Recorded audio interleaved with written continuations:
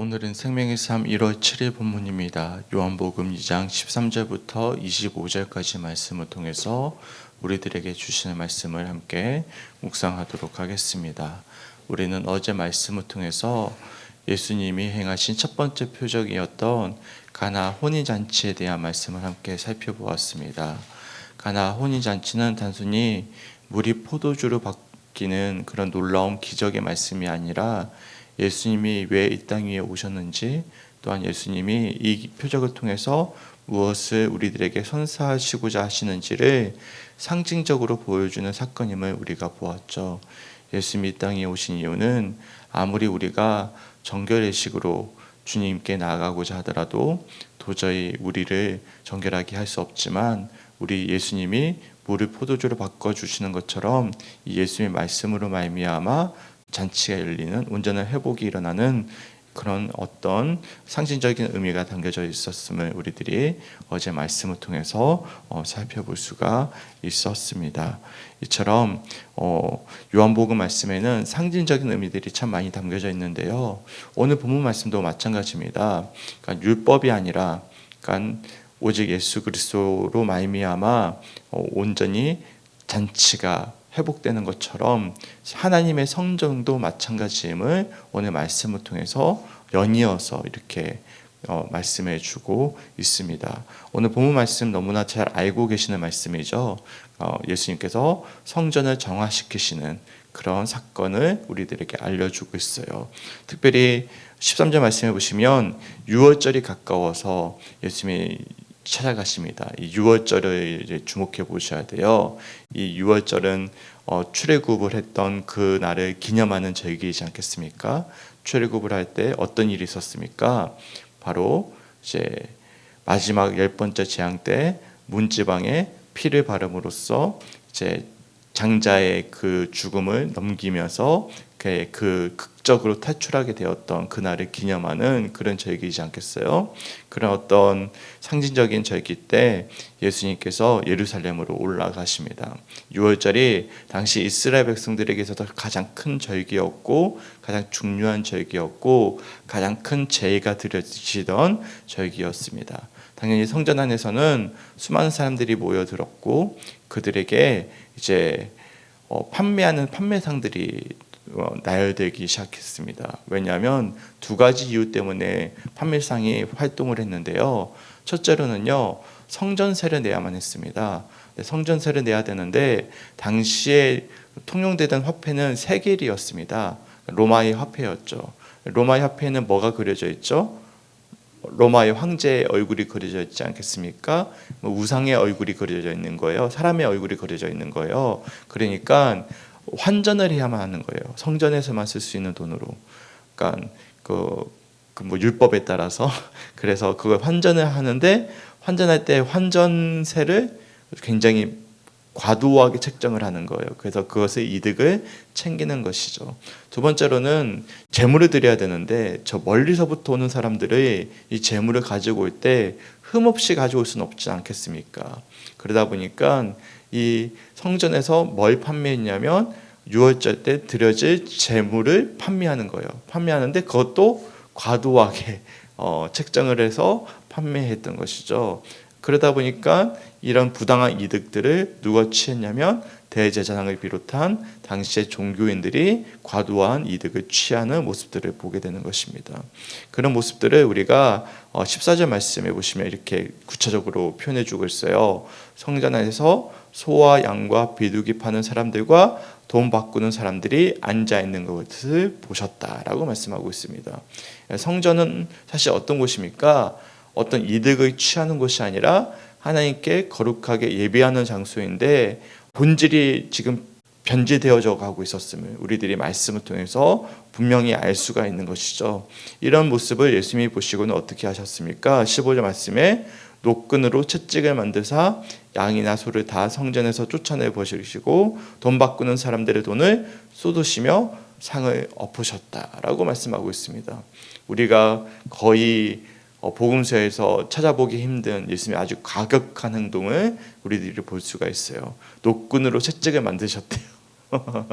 그리고 모든 동물을 다 쫓아버리시고 상을 엎어버리시고 환전상들을 다 쫓아버리시는 그런 모습들을 우리들이 보게 되는 것이죠. 그러면서 16절 말씀에 비둘기 파는 사람들에게 이르시되 이것을 여기서 가져가라. 내 아버지의 집으로 장사하는 집을 만들지 말라 하시니라고 말씀하고 있습니다. 여기 보시면 비둘기 파는 사람들이라는 이 표현을 좀 주목해 보세요. 비둘기는 어떤 사람들만이 드릴 수 있는 재물입니까? 가장 가난한 사람들이잖아요. 이 가장 가난한 사람들까지 어떻게 하는 거예요? 비싸게 팔아가지고 돈을 착복하는 그런 상징적인 의미도 담겨져 있는 거예요. 그러니까 가장 가난한 자들의 주머니까지도 털어가지고 뱃속에 어떤 이득을 채우고자 하는 입속을 채우고자 하는 그런 어떤 종교인들의 그런 부패상을 아주 적나라하게 노골적으로 표현해주고 있는 표현임을 우리들이 알 수가 있어요. 그러면서 내 아버지의 집으로 장사하는 집을 만들지 말라라고 강조하고 계심을 우리들이 말씀하고 있습니다. 그러면서 17절 말씀에 제자들이 조금 걱정이 됐나 봐요. 주의 전을 사모하는 열심이 나를 삼키리라 한 것을 기억하더라. 시편 69편 9절 말씀인데요. 예수님을 걱정하는 표현이기도 하고 실제로도 이 사건 때문에 예수님이 어떻게 되셨습니까? 사실 이게 구실이 되거든요. 그래가지고 십자가를 지시게 되는 하나의 큰 구실이 되게 되는데 예수님은 사실 이 사건을 통해서 이제 상징적으로 보여주기 원하셨던 것이죠. 지금까지 이렇게 부패져 버렸던 성전의 개념을 완전히 뒤엎으셔서 이제는 성전이 누구이심을 보여주기 원하시는 거예요. 자기 자신이 성전이 되실 것임을 보여주실 것임을 우리들이 말씀을 통해서 묵상해 볼 수가 있는 것입니다. 이 말씀이 이어지는 18절부터 이렇게 말씀해 주고 있어요. 이에 유대인들이 대답하여 예수께 말하기를 내가 이런 일을 행하니 무슨 표적을 우리에게 보이겠느냐. 표적을 요구하는 거예요. 이것도 웃기죠. 유대인들이 정말 정상적으로 종교인들이 정상적이라면 뭘 지금 원해야 되는 거죠? 말씀을 원해야 되는데 기적을 보여줘라 라고 이야기하지 않겠습니까? 그랬더니 예수님께서 뭐라고 말씀하시냐면 이제 상징적으로 말씀하십니다. 19절 말씀에 예수께서 대답하여 이르시되 너희가 이 성전을 헐라 내가 사흘 동안에 일으키리라 라고 말씀하시죠. 뭘 의미하죠? 이 성전의 개념을 바꾸시는 거예요. 우리가 어제 말씀에서 6개의 돌 항아리에 있던 물을 뭘로 바꾸셨죠? 포도주로 바꾸시지 않았습니까? 6개의 돌 항아리에 정결의식에 쓰이던 물을 포도주로 바꾸셨던 기적처럼 예수님은 이제 율법이 아니라 예수님의 말씀으로 말미암아 물이 포도주로 되는 기적처럼 이제 이런 기적을 통해서 잔치 자리가 열릴 수 있는 것처럼 예수님이 오셨던 것처럼 이 성전의 개념도 완전히 치환될 것임을 완전히 바뀔 것임을 상징적으로 보여주시는 말씀을 하고 계시는 거예요. 바로 자기 자신이 성전이심을. 그러니까 예수님께서 십자가에 달리시고 죽으셨다가 부활하심으로 말미암아 뭐가 찢어졌죠? 성전의 휘장이 찢어짐으로 이제는 더 이상 성전을 통해서 하나님을 만나는 것이 아니라 누구를 통해서 하나님을 만나는 것이죠? 예수 그리스도를 믿는 믿음으로 말미암아 하나님을 만나게 되는 그런 성전의 개념이 달라지는 것임을 이제 오늘 본문을 통해서 우리들에게 알려주고 있는 것이죠. 그런데 우리는 이미 그 사실을 믿고 있지만 유대인들은 이게 생뚱맞은 소리로 들릴 수 있는 것이죠.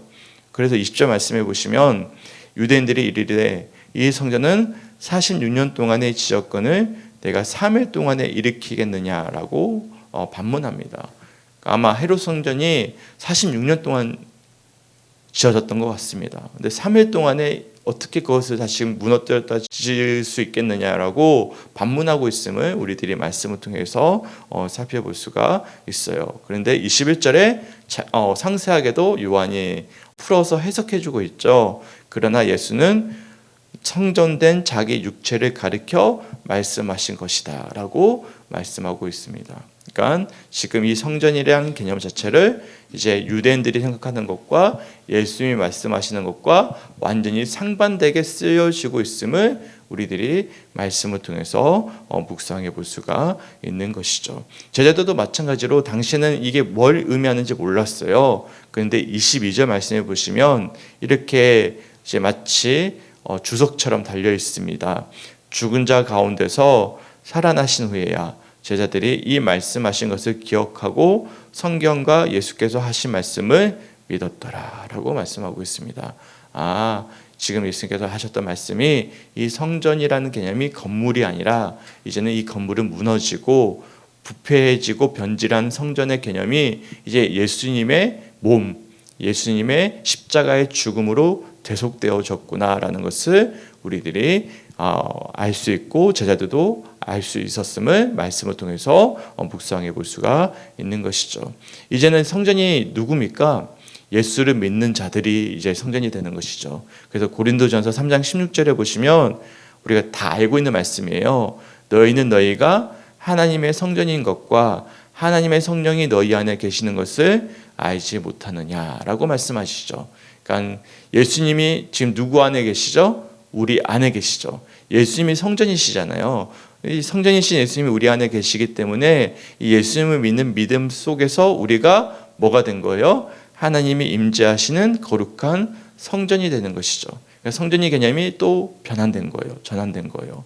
이제 성전이 이제는 건물이 아니라 이제 바로 예수 그리스도 그분 자신이심을 우리들이 이어지는 고린도전서 3장 16절 말씀을 통해서도 묵상해 볼 수가 있는 것입니다. 그러니까 예수님은 율법을 이제는 완전히 완성시키러 오신 분이십니다.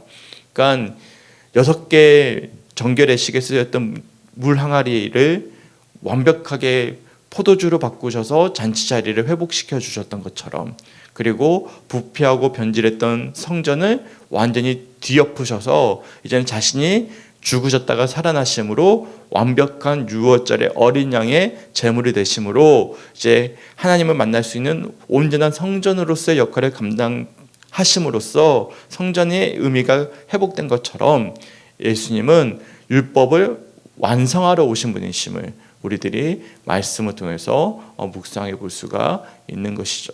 이 사실을 유대인들은 인정할 수가 없었고, 특별히 종교인들, 이득을 취하던 이미 변질했던 유대인들은 이것을 받아들일 수가 없어서 예수님은 십자가에 처형시키게 되었던 결정적인 사건이 바로 오늘 본문의 사건임을 말씀을 통해서 살펴볼 수가 있는 것입니다. 우리가 꼭 기억하셔야 될 것은 그렇습니다. 우리의 종교적인 제의도 중요하고 정결례식도 중요하죠. 하지만 종교의 행위보다 더욱더 중요한 것은 무엇입니까? 예수 그리스도, 예수를 믿는 믿음 안에서 우리가 온전히 바로 설 수 있다는 사실 기억할 수 있는 우리 성주교회 성도들이 되었으면 좋겠습니다. 우리가 아무리 정결례식을 가진다 하더라도, 우리가 아무리 예배를 수없이 드린다 하더라도, 아무리 화려한 건물을 세우고 교회를 세운다 하더라도 그 안에 예수가 없으면 똑같이 예수님이 오셔서 어떻게 하시는 거예요? 그 자리는 잔치 자리가 될 수가 없고 그 교회는 교회다운 교회가 될 수 없다는 사실 우리가 기억하셨으면 좋겠습니다. 그래서 우리가 정말로 우리 교회가 그리스도의 향기가 날 수 있는 성도요, 또한 교회가 될 수 있는 우리 성주교회 성도들과 교회가 되게 주님의 이름으로 간절히 축원합니다. 아멘. 이어서 23절부터 25절까지 말씀해 보시면 예루살렘에 계시는 동안에 예수님께서 많은 표적을 행하셨다라고 말씀하고 있어요. 계속 어떻게 기적을 표적으로 말씀하고 계시죠? 그렇게 기록하고 있어요. 그러니까 표적이라는 것은 단순히 신비한 것을 보여주는 기적이 아니라 하나님의 뜻을 이제 담아서 그 의미를 전달하고 계심을 우리들이 말씀을 통해서 알 수가 있습니다. 하지만 예수님은 그들에게 의탁하지 않으셨어요. 많은 사람들이 표적을 보고 예수님의 이름을 믿었지만 예수님은 그들에게 의탁하지 않았어요. 왜냐하면 그들의 중심을 이미 알고 계셨기 때문이죠. 대표적인 사건이 하나 있습니다. 6장에 가시면 오병이어 사건이 있지 않겠습니까? 오병이어 사건에 어떤 일들이 벌어집니까? 예수님이 물고기 2마리와 떡 5개로 5천 명을 먹이신 기적의 사건을 행하지 않으셨어요? 그랬더니 그 표적을 보고는 많은 사람들이 예수님을 어떻게 하고자 했습니까? 임금 삼고자 하지 않았습니까? 그러니까 예수님이 그 사람들의 마음의 중심을 보시고는 표적을 행하자마자 배를 타고 강 건너편으로 가버리십니다. 그러니까 예수님은 이미 사람들의 속마음을 의도를 알고 계시는 거예요. 그러니까 기적을 통해서는 표적을 통해서는 사람이 바뀌지 않는 거예요. 그러니까 주님께서 주시는 놀라운 믿음이 아니고서는 십자가의 그 보혈의 은혜가 아니고서는 변하지 않는다는 사실을 우리들이 말씀을 통해서 알 수가 있는 것이죠. 그래서 25절 말씀에 또 사람에 대하여 누구의 증언도 받으실 필요가 없었으니 이는 그가 친히 사람의 속에 있는 것을 아셨다라고 말씀하고 있는 것입니다. 우리도 마찬가지입니다. 우리가 드려지는 예배, 우리가 드려지는 헌신들, 우리가 아무리 많은 헌신을 하고 많은 예배를 드리더라도 우리 마음 가운데 예수님을 중심에 두고 있지 않는다면 예수님은 우리 가운데 거하지 않으신다는 사실을, 우리 하나님은 우리의 마음의 중심을 이미 보고 계신다는 사실을 기억할 수 있는 우리 성주교회 성도들이 되시길 주님의 이름으로 간절히 축원합니다. 아멘. 그러니까 성전도 마찬가지고 이어지는 23절부터 25절까지의 말씀도 마찬가지고 결국에는 뭐가 중요한 거예요? 순전한 의도가 중요한 것이죠. 그러니까 성전에 드려지는 모든 제의 과정들이 순전하지 않기 때문에 예수님은 그 성전을 뒤엎어 버리셨고 또한 표적을 행함으로 수많은 사람들이 믿고 예수님을 의탁하고자 했지만 예수님은 그들에게 자신을 의탁하지 않으셨던 것은 그들이 순전하지 않았음을 이미 알고 계셨기 때문이었음을 우리들이 말씀을 통해서 묵상해 볼 수가 있는 것입니다. 소망하기는 오늘 말씀을 통해서 무엇보다도 중요한 것은 이제는 성전이라는 개념이 바뀌었구나, 건물이 아니구나. 바로 성전은 누구십니까? 예수 그리스도, 그분 자신임을 우리들이 알 수가 있는 거예요. 그리고 예수님이 임재해 계시는 우리 자신임을 우리들이 말씀을 통해서 묵상해 볼 수가 있는 것이죠. 그래서 성전이라는 개념은 이제는 이 건물이 아닌 거죠. 그러니까 교회 건물이 아닌 거예요. 그래서 우리가 교회 건물을 뭐라고 부르죠? 예배 드리는 처소, 예배 당이라고 부르죠.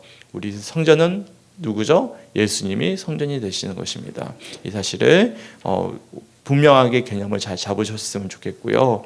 그리고 우리 안에 온전한 순전한 의도가 없으면 우리는 거룩한 성전이 될 수 없다는 사실 우리가 꼭 기억하시고 항상 예수님을 의지하고 그 예수님으로 말미암아 거룩한 성전으로서의 역할을 감당하면서 날마다 주님과 동행하는 참된 성전으로서의 삶을 살아내는 우리 성주교회 성도들이 되시길 주님의 이름으로 간절히 축원합니다. 아멘. 이처럼 2장 말씀은 획기적인 사건들이 이어지는 거예요. 정결례식이 사실 채워줄 수 없는 그 잔치의 자리를 예수님의 말씀으로 말미암아 물이 포도주로 바뀌는 것처럼 잔치 자리가 회복되는 어떤 놀라운 첫 번째 표적의 사건을 보여주셨고, 또한 두 번째로는 성전의 개념이 완전히 바뀌었음을, 바로 예수님 그분 자신이 성전이심을 보여주는 획기적인 두 가지 사건을 우리들에게 소개해주고 있음을 우리들이 말씀을 통해서 살펴볼 수가 있습니다. 이처럼 요한복음 자체가 굉장히 상징적인 의미를 많이 담고 있습니다.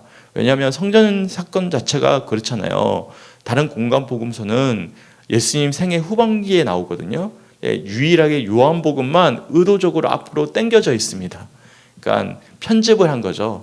그러니까 이 요한이라는 이 저자가 굉장히 서사를 잘 쓰는 사람인 것 같아요.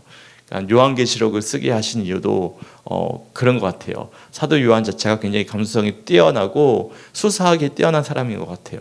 그래서 의도적으로 예수님이 왜 이 땅에 오셨는가를 첫 번째 표적을 통해 보여주시고, 예수님이 어떤 의미로 오셨는지를 이 성전 사건을 통해서 이미 보여주시면서 공생애를 시작하고 있음을 우리들이 이 요한복음 자체가 편집되어져 있음을 말씀을 통해서 알 수가 있는 것이죠. 이처럼 요한복음은 우리들에게 참 풍성한 영적인 의미를 많이 담아서 우리들에게 알려주는 참 귀한 복음서, 영적인 책임을 우리들이 말씀을 통해서 살펴볼 수가 있습니다. 앞으로 요한복음 말씀이 계속 이어질 터인데 기대하는 말씀들이 아마 계속 이어질 거예요. 기대하는 마음으로 말씀을 함께 묵상하고 함께 말씀을 기대할 수 있는 우리 성주교회 성도들이 되시길 주님의 이름으로 간절히 축원합니다. 아멘. 오늘도 이번 주 내내 한번 물어보죠. 좋아요. 혹시 오늘 말씀 좀 쭉 보시면서 혹시 어떠셨는지. 네. 우리 주님께서 네. 끈으로 채찍을 만들어가지고 어분을 부모하고 쫓아내가는 상상을 하기는 우리 주님이 진짜 그랬을까 하는 그런 마음도 무시는 사람 마음에 들고 네. 또 내가 교회에서 하면서 이제 정말 내가 산대사를 내가 드릴 수 잘 드리고 있나 그걸 또 생각하고. 네네. 그렇죠. 우리 주님의 그런 성품에 그렇게 하셨을까 싶은데 그만큼 주님께서 의분이 나셨다라는 것을 우리가 알 수가 있죠. 그리고 우리가 산제사를 드리고 있나라는 근원적인 물음을 던져보게 되는 그런 묵상이 되는 것 같습니다. 혹시 이 권사님은 혹시 오늘 말씀 보시면서 어떤 묵상이 되셨나요? 이 장에 보니까 네. 전체적 주님이 네. 얼마나 화가 났으면은 완전 사람 완전 뒤집어 엎었을까 하는 생각이 들고 우리가 성전이라고 했잖아요. 네. 우리 마음이 얼마나 더러웠으면 하나 주님이 그렇게 했을까 하는 마음이 들고 또 이렇게 만나는 건지 모르는데 제자들도 그렇게 많이 예수님을 따라다녔잖아요. 내 생각이 맞는가 모르겠는데 근데도 그걸 다 못 믿고 했으니까 하여튼 설명은 못 하겠는데 하여튼 그래요. 네, 알겠습니다. 설명 못하게 그래요. 네, 무슨 말씀인지 알겠습니다. 네, 일단 우리가 이 말씀을 통해서 마음의 중심에 항상 예수님을 둬야 된다라는 어떤 그런 결론적으로 우리가 내렸으면 좋겠습니다.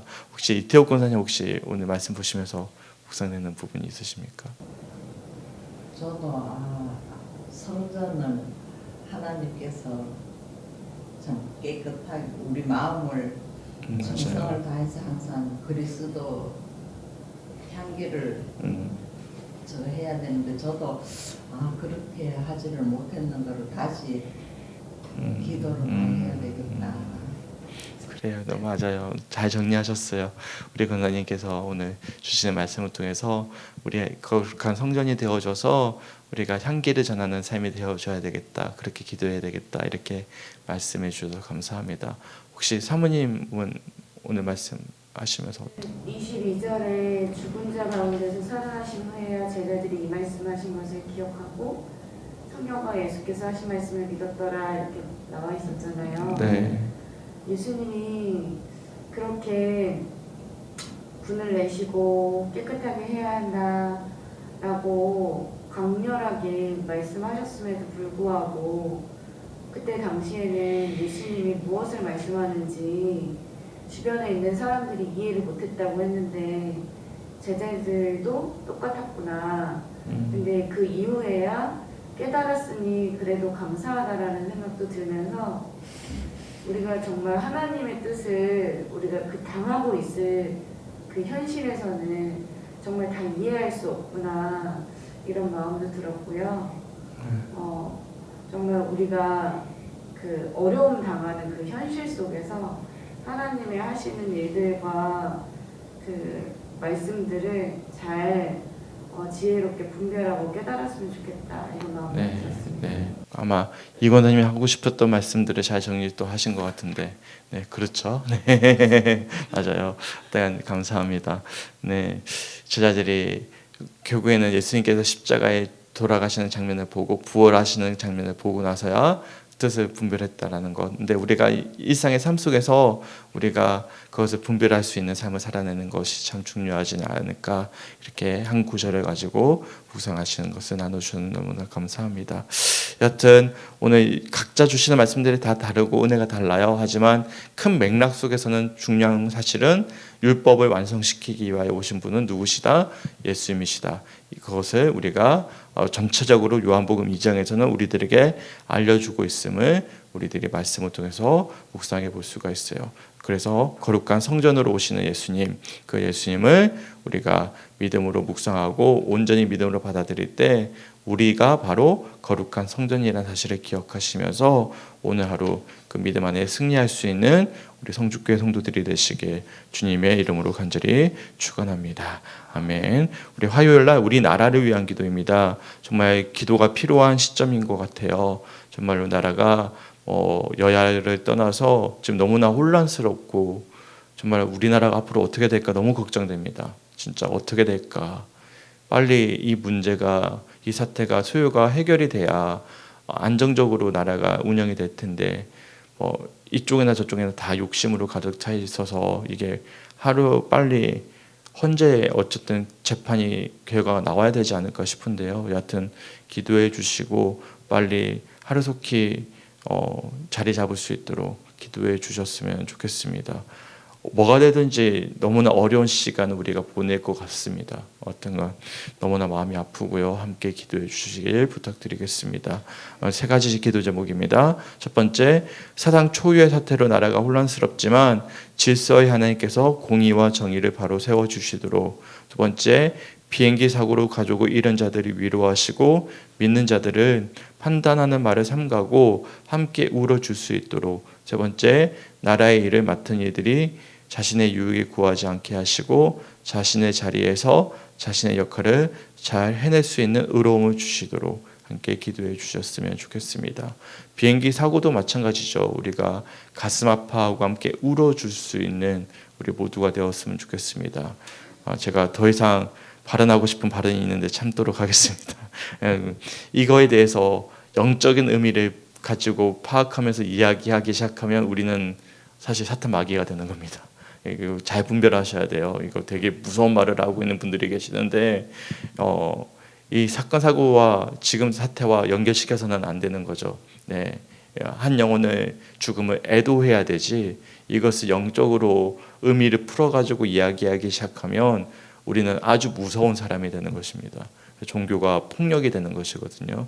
이 사실을 우리가 기억하시고 혹여나 비행기 사고를 정치적인 의미와 엮여가지고 풀어서 또 이걸 또 파생시키는 일들에 가담하는 우리 성도들이 안 되었으면 좋겠습니다. 무슨 말씀인지 이해가시죠? 이게 좌측이나 우측에는 똑같습니다. 예, 마찬가지로 무서운 일을 하고 있는 분들이 계셔가지고 여튼 비행기 사고로 가족 잃은 사람들을 위해서 애도해 줄 수 있는 우리 모두가 되었으면 좋겠고요. 나라의 일을 맡은 이들이 정말 자신의 유익을 구하지 않게 하시고 저는 그렇게 생각해요. 뭐 야당이 왜 대선을 빨리 하려고 할까? 그것도 이유가 있겠죠. 여당이 왜 대선을 늦게 하려고 할까? 그것도 이유가 있는 거예요. 누구를 위한 거예요? 다 당을 위한 거죠. 나라를 위한 게 아니고. 그러니까 똑같은 거죠. 그래서 저는 너무 마음이 아파요. 그래서 우리 함께 우리 나라에 정말 필요한 정치인들, 정말 필요한 대통령, 정말 하나님께서 원하시는 이들이 세워질 수 있도록 우리가 정말 눈물로 기도해야 될 때이지 않을까 저는 그런 생각이 듭니다. 그래서 함께 기도해 주시고 함께 중보해 줄 수 있는 우리 모두가 되시길 주님의 이름으로 간절히 축원합니다. 우리 함께 기도하겠습니다. 하나님 너무나 감사합니다. 주님의 은혜 가운데 함께 하셔서 요한복음 2장 말씀에 아버지 담겨져 있는 영적인 의미들을 우리가 살펴보게 됩니다. 주님께서 행하셨던 첫 번째 표적의 사건도 마찬가지요. 또한 성전을 정화시켰던 사건도 마찬가지 예수님께서 율법을 완성시키고자 오셨음을 우리가 말씀을 통해서 묵상하게 하심에 감사합니다. 주님 변질한 아버지 성전을 온전히 정화시키심으로 말미암아 자신이 바로 성전이심을 하나님 만나는 온전한 통로이심을 말씀해 주셨던 것처럼 우리 예수를 온전히 의지함으로 말미암아 날마다 거룩한 성전된 삶을 아버지 살아낼 수 있는, 주님과 교통하는 삶을 살아낼 수 있는 우리 모두가 될 수 있도록 인도하여 주시고, 그리스도의 향기를 전하는 삶이 될 수 있도록 인도하여 주시옵소서. 우리의 마음이 지금 혼란스럽고 정말로 정제되지 아니하여서 하나님의, 예수님의 의분을 내는 그런 모습이 되지 아니하도록 주님 우리를 거룩히 하여 주시고, 우리가 주어지는 삶 속에서 날마다 온전히 분별할 수 있도록 인도하여 주셔서 하나님의 뜻을 날마다 잘 의지하고 붙잡고 살아낼 수 있는 우리 성주교회 성도들이 될 수 있도록 주님 인도하여 주시옵소서. 특별히 우리나라를 위해 기도하기 간절히 소망합니다. 너무나 혼란스럽습니다. 주여 우리를 불쌍히 여겨주시고 정말 국민을 사랑하고 생각하는 정치인들이 세워질 수 있도록, 또한 대통령이 세워질 수 있도록 주님 인도하여 주시옵소서. 또한 더 나아가서 아버지 비행기 사고를 당한 유가족들 위로하여 주시고 그 영혼을 긍휼히 여겨 주시고 이를 위해서 함께 중보할 수 있는 오늘 하루가 될 수 있도록 인도하여 주시옵소서. 속히 극단적으로 치닫고 있는 여야가 정말로 하나를 이루어갈 수 있도록, 또한 하나를 이루어갈 수 있는 정치인들이 세워질 수 있도록 주님께서 역사하여 주시옵소서. 감사드리며 우리를 사랑하시는 예수님의 이름으로 간절히 기도드렸습니다. 아멘.